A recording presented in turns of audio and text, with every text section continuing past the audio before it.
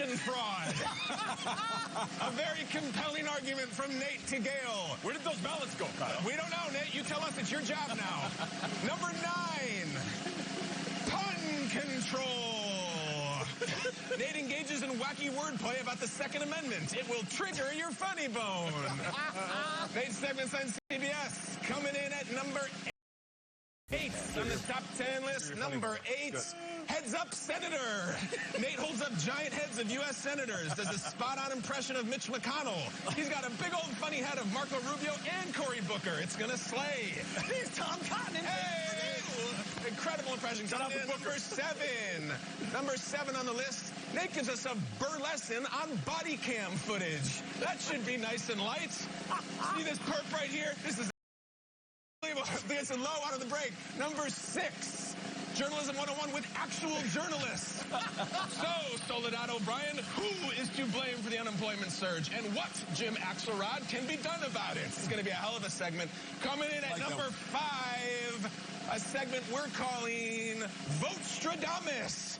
Nate's going to have all kinds of fun predicting swing states while wearing a shawl and having a quill pen. Yeah. Nate, we cannot wait for Vote-Stradamus, though. Got to really hit on the Midwest on that one. Oh, have to do it. Coming in at number 4, I love this one. Would You Rather, featuring Dan Rather. It's going to be unbelievable. That's great. The two of you, Nate, just reflecting whose foreign policy would you rather have, Carter's or Ford's? Nice. Nate, get to work.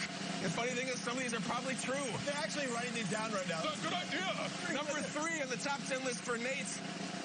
We're calling it Wild Cards, a game show where the hosts have to ID fake vaccination cards. Now you're going to come out with 3 of them and put them on the table. Yeah. One of them is a real vax card, 2 is fake. Yeah. You got the fake one. They're running rampant through the city. Absolutely, Nate, and they're coming to your table. Coming in at number 2, freestyle raps on Pentagon press briefings from Nate. Jen Psaki, incredible, yes. Nate's trying to rhyme with Jen Psaki. The Psaki bomb. Just terribly ironic. She got a Psaki bomb. Hey, and the number 1 segment Nate will do on CBS this morning, the Cuomo Drag Swag. There it is, Burleson. Off the top 10 list. Send them out. Nate, are you ready, my Paul Schaefer? What do you think? That last one. Cuomo Drag Swag. What did you think of those segments? Those are good. Yeah, she gave them to me. I didn't make them up. No doubt about it. I was with some of the producers yesterday. I had to shoot some content, and we were having some conversations about some of the segments that I'll be doing, some of the pieces that I'll be doing in the city. And you're not too far off. Not too far off. But here's the thing. I will say this. Here we go. We've been talking football for 5 years. Yeah. And I think there's a big part of our demographic that really don't know who I am outside of the football space. They don't know that I am heavily involved in my investment team, and I helped launch a firm that helped athletes invest. They don't know that I launched a restaurant. I've started a few clothing lines. I've been in the music industry for a handful of years. So I do feel like there's spaces on this show that can show a different side of Nate outside of just being a segment idea, and I'm being snarky. Tales from the Crypt, where Nate Burleson spends all your money on crypto. That's great. I'm really doing that one. The Crypto Keeper. Unbelievable. Nate, I like that one a lot. Wait, when you leave, what segment that we have done here over the years are you going to miss the most? Making the case.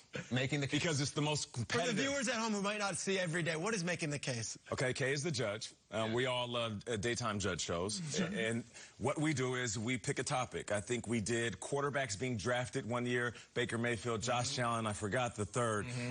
And we were so competitive that when we woke up, and we used to get dressed in the same green room, that we didn't look at each other for the entire hour before the show.